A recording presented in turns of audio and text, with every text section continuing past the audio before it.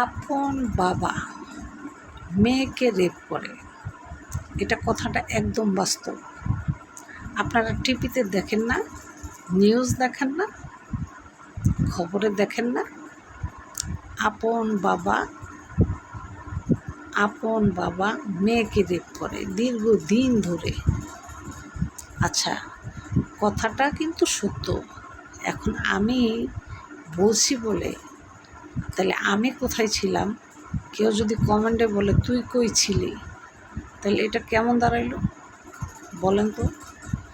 কেন ইউটিউবে, ফেসবুকে, টিভিতে, খবরে বলে না, এসব কথা বলে না? আপন বাবা মেয়েকে রেপ করে, কথাটা বাস্তব। এটা আপনারা বিশ্বাস করেন বা না করেন, এগুলো এখন অ্যাভেল হচ্ছে। এখন কেন করতেছে এই কাজ, এটা যে করে সে জানে, আর আল্লাহ জানে, আমরা জানি না।